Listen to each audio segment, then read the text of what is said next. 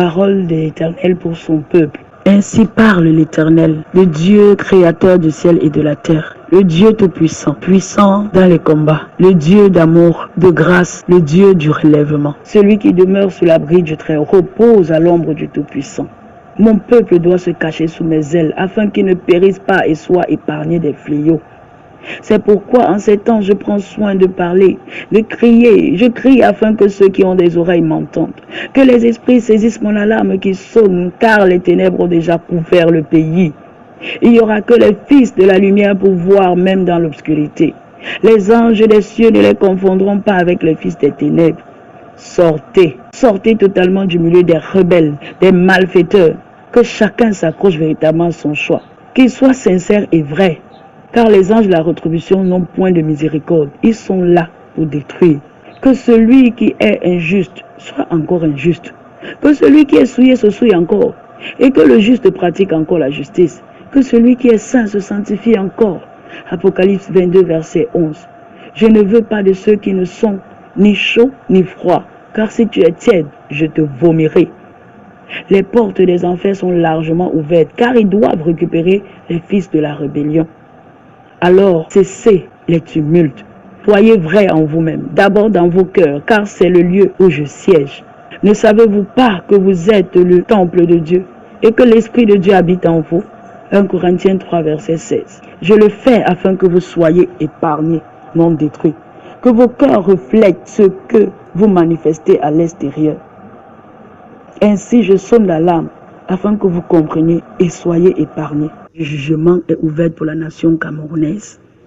Le jugement est prêt. Il reste quelques secondes pour votre pays, pour qu'il y ait bouleversement, parce que la porte du jugement est largement ouverte.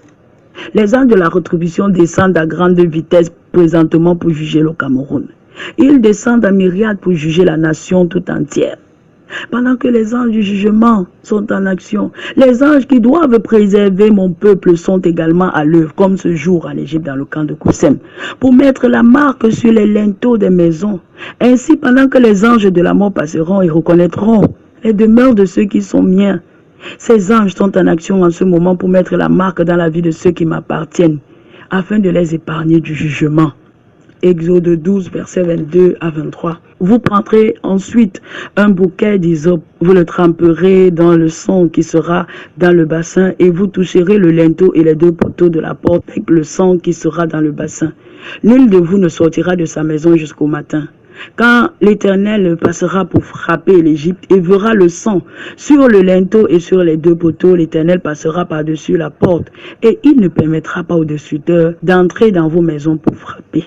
Oh, Cameroun, il est temps pour toi que tu sois jugé, pour que le blé puisse prendre place et que l'ivraie soit balayée. La sentence est déjà là. Luc 3, verset 17. Il a son van à sa main. Il nettoiera son nez et il amassera le blé dans son grenier. Mais il brûlera la paille dans un feu qui ne s'éteint pas. La préparation est en cours pour balayer l'ivraie, parce que Cameroun, tu es enrobé de sang. Les cris du sang des âmes innocentes qui s'est versé sur toi, Cameroun, a atteint le trône. Sachez-le. Genèse 9, verset 5. Je redemanderai le sang de vos âmes.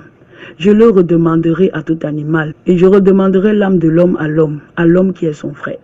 Il est temps pour toi d'être jugé. Ce sera une surprise quand les hommes ne s'attendront pas.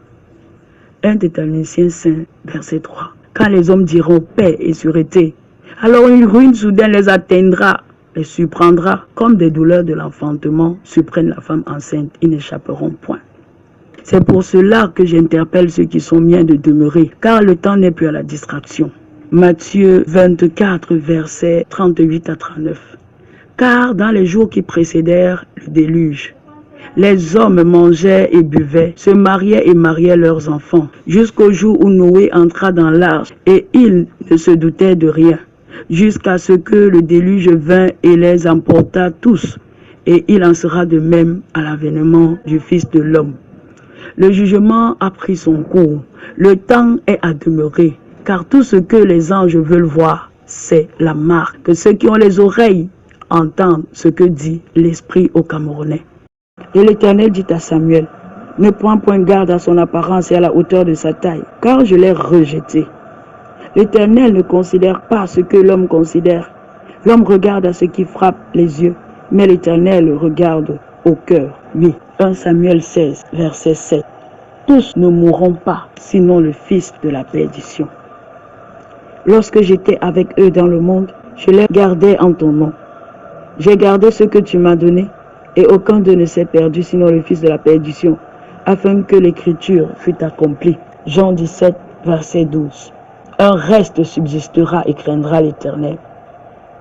Ésaïe, de son côté, s'écria au sujet d'Israël. Quand le nombre des fils d'Israël serait comme le sable de la mer, un reste seulement sera sauvé. Romains 9, versets 27 à 29. Tous les fils de la perdition périront, car la crainte qu'ils ont de moi n'est que des dogmes des hommes. Ils ne me connaissent pas. Oui, car le cœur de ce peuple est devenu insensible. Ils ont endurci les oreilles et ils ont fermé leurs yeux, de peur qu'ils ne voient de leurs yeux, qu'ils n'entendent de leurs oreilles, qu'ils ne comprennent de leur cœur, qu'ils ne se convertissent et que je ne les guérisse. Il est temps que la crainte s'installe dans votre pays et ce sera au prix du sang, le bouleversement total, les pleurs, un balayage, les grincements de dents, les souffrances à gauche et à droite, les cris, les lamentations vont paraître dans votre pays.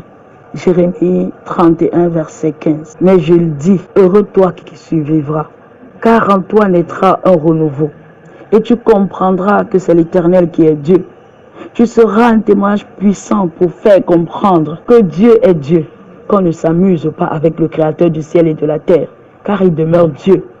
Quand tout le peuple vit cela, ils tombèrent sur le visage et dirent, seul l'Éternel est Dieu, seul l'Éternel est Dieu. 1 Roi 18, verset 39. Cameroun, je t'ai aimé, terre bénie par moi. Mais les hommes t'ont pollué, et ils ont dilapidé les richesses que j'ai mises en toi. Ils ont pris ma richesse pour la leur. Cameroun, il est temps que je te relève, car présentement tu es couché. Ma main de relèvement est descendue sur toi. De la poussière, je retire le pauvre. Du fumier, je relève les indigents pour les faire asseoir avec les grands. Et il leur donne en partage un trône de gloire. 1 Samuel 2, verset 8. Je le fais afin que ceux qui sont mes fils dans ce pays se réveillent en totalité pour l'enlèvement. C'est pour cela qu'il dit, réveille-toi, toi qui dors, relève-toi d'entre les morts et Christ t'éclairera. Éphésiens 5, 14. Cela commencera par toi, Cameroun. Pendant que tu seras touché, ainsi suivra le reste du monde, oui. L'Afrique sera bouleversée. Le monde entier sera touché, car l'Éternel Dieu qui a créé le monde est en action pour racheter les élus. Cela durera 7 ans, pas seulement au Cameroun, mais dans le monde entier. Cependant, ce ne sera pas la fin, car après le bouleversement, il y aura un rassemblement des élus, de ceux qui sont miens du nord au sud, de l'Orient à l'Occident, après quoi viendra l'enlèvement. Il enverra ses anges avec la trompette retentissante, et ils rassembleront les élus des 4 vents depuis une extrémité des cieux jusqu'à l'autre. C'est pourquoi j'avertis tous les jours que le temps est proche. Le Christ est déjà là. Non, pas bientôt, c'est maintenant. Comprenez que tous ces événements préparent l'enlèvement. Alors, rachetez le temps, car les jours sont mauvais. Éphésiens 5, verset 16. Parole du Seigneur. Que toute la gloire revienne au Dieu Tout-Puissant, Créateur du ciel et de la terre. Amen.